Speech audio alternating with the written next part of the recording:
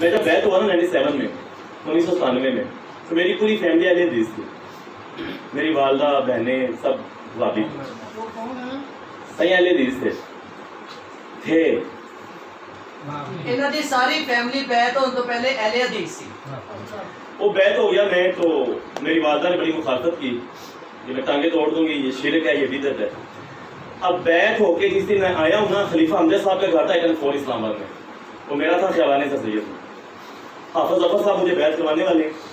بیعت ہو کے گھر آیا ہوں, واللہ العظیم میں سائیوں کے آستانے میں بیٹھا ہوں. اسی رات کو مجھے ابراہیم علیہ السلام کی زیارت ہوئی.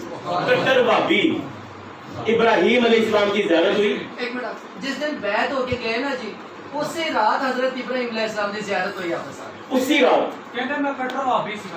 اور کچھ ایسا تھا کہ ایک بہت بڑا تمبو لگا ہے اور دنیا خلقت سب سفید کپڑوں میں بیٹھے ہیں اور درمیان میں 2 کرسیاں پڑی ہیں اونچی.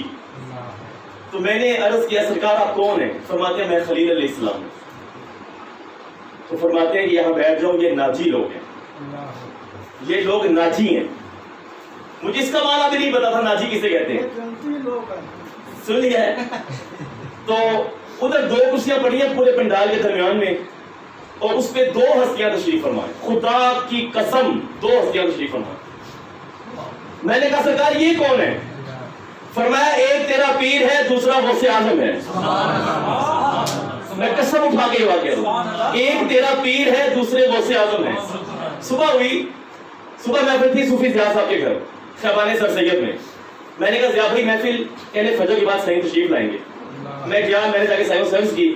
میں نے کہا سائیں ناجی کیسے کہتے ہیں؟ تو سائیں مانے جن کی نجات ہو چکی ہے, جن کی نجات ہو چکی. اور میں سائیں بیان شروع کروں. بسم اللہ الرحمن الرحیم. مجھے کرونا ہو گیا تھا چھوٹی عید پہ. چھوٹی عید پہ مجھے شدید قسم کا ہو گیا کرونا, اور یہ بھتیجا میرا بیٹھا ہے. میری حالت یہ تھی کہ بس ابھی کیا نہیں. اب یقین کریں کہ میں جس کمرے میں تھا اپنے, ٹوٹل آئسولیشن اس کو بنا دیا گیا میرے گھر والوں نے. کوئی مجھے ملتا نہیں تھا, میری بیٹی دور ہو کے دیکھتی تھی مجھے. پروفیسر غفار صاحب تشریف لے آئے.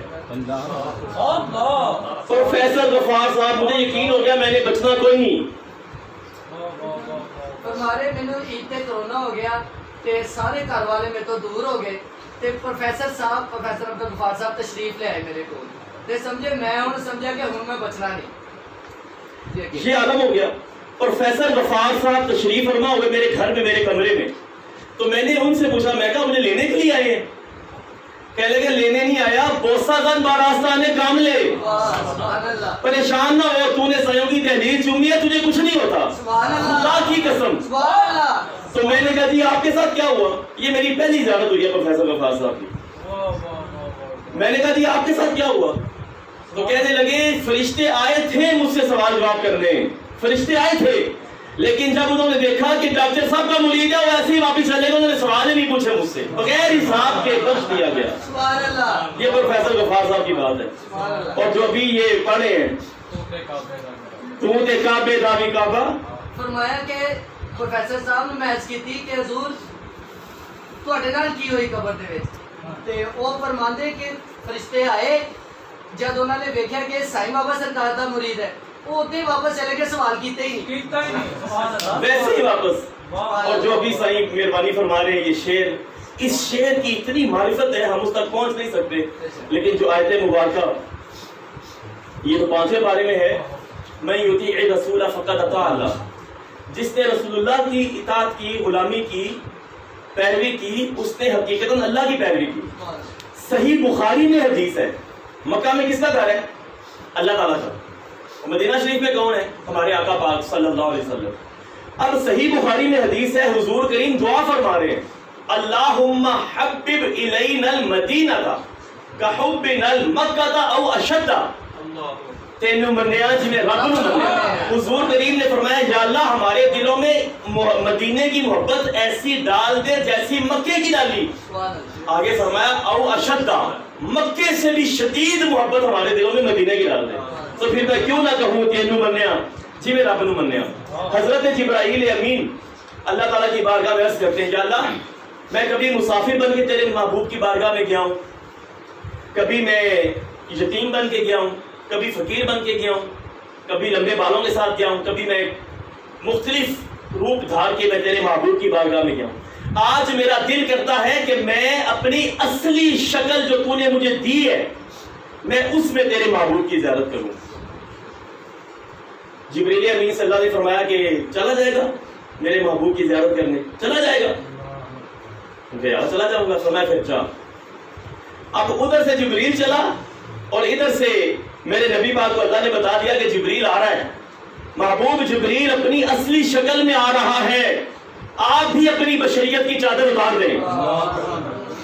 سرکار حکیم میں آرام فرما تھے، سرکار جو بھی تھا ہمارے پاس تو سافٹ ویئر ہی نہیں ہے کہ سوچ سکیں۔ اب جبریل آیا اور جبل ابی قبیس میں کھڑا ہو گیا۔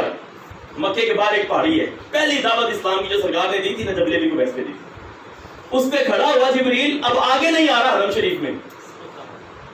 اللہ تعالیٰ نے پوچھا جبریل آگے جا، اور کیا ہے اللہ کیسے جاؤں؟ فرمایا جا، تو بڑی چاہت سے اور بڑی محبت سے آیا تھا اجازت لے کے۔ تو اس نے کہا یا اللہ میں جاؤں کیسے؟ جو نور کی تمازت، جو نور کی تجلی مجھے سدرہ سے اوپر عرش معلیٰ تک نہیں جانے دیتی، آج وہی نور مجھے محمد کے قریب نہیں جانے دے رہا۔ تینوں منیا جی میں رب نو منیا، صدیق اکبر کا یہ عقیدہ ہے، تینوں منیا جی میں رب نو منیا۔ جس طرح ہمارے وہم و گمان میں دوسرے اللہ کی کوئی گنجائش نہیں ہے، اس طرح ختم النبیین کی بھی کوئی گنجائش نہیں ہے آپ کے پاس، بے مثال ہے، بے مثل ہے۔ اور صدیق اکبر پاک سے پوچھا گیا کہ آپ اللہ سے محبت کرتے ہیں زیادہ یا نبی پاک سے؟ تو آپ نے بغیر سوچے برملا فرمایا میں نبی پاک سے زیادہ محبت کرتا ہوں۔ یہی اسی نعت کی یہی شرح ہے کہ تینوں منیا جو رب نو منیا۔ تو لوگوں نے کہا کہ والذین آمنوا اشد حبا للہ، قرآن تو کہتا ہے کہ ایمان والے شدید محبت اللہ سے کرتے ہیں، تو آپ نبی پاک سے کر رہے ہیں۔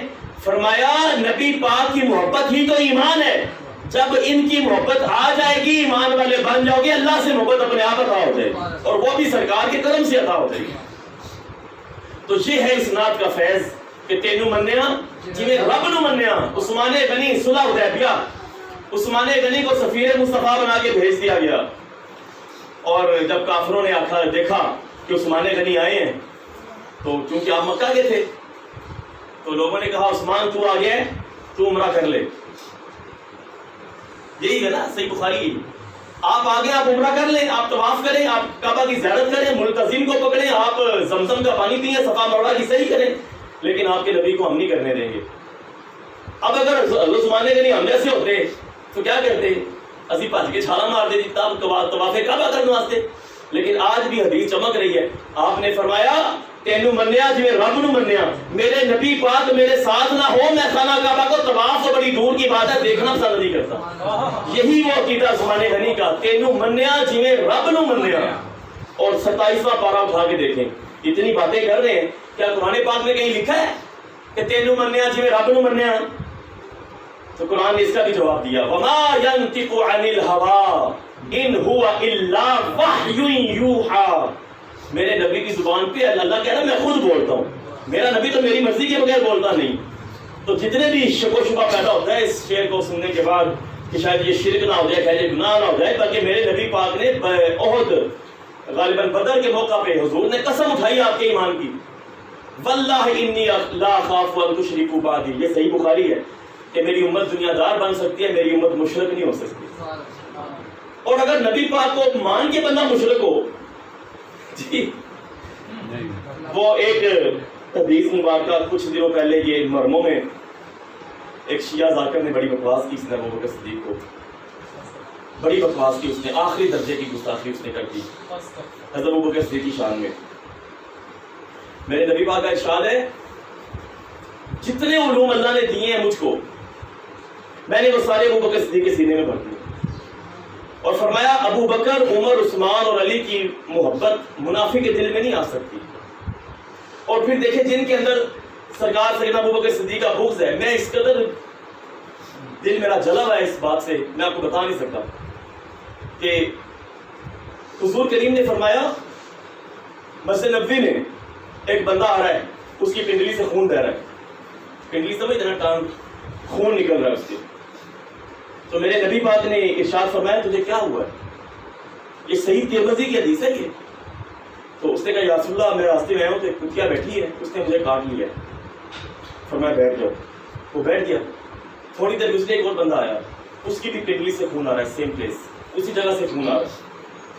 فرمایا تجھے کیا ہوا؟ اس نے کہا یا رسول اللہ کتی بیٹھی ہے, کتیا راستے میں, اس نے مجھے بھی کاٹ لیا. اب نبی اکرم نے تلوار اتاری, تلوار نکالی. یہ صحیح ترمذی جامع ترمذی کی حدیث ہے. تلوار نکالی, فرمایا آؤ اس کتی کو قتل کر دیں, اس نے میرے 2 غلاموں کو کاٹ کھایا. جب اس گلی میں گئے تو کتی نے دیکھا کہ حضور آگے ہیں. وہ بھاگتی ہوئی سرکار کے قدموں کے بوسے لے رہی ہے اور عرض کرتی یا رسول اللہ مجھے مت کاٹیے, مجھے مت ماریے گا, مجھے مت ماریے گا. مجھے اللہ نے کہا تھا ان دونوں کے ان کو میں کاٹ کھاؤں, ان دونوں کو میں زخمی کر دوں. یہ آپ کے ابو بکر عمر کو گالیاں نکالتے. یہ نبی پاک کے زمانے میں سزا ملی.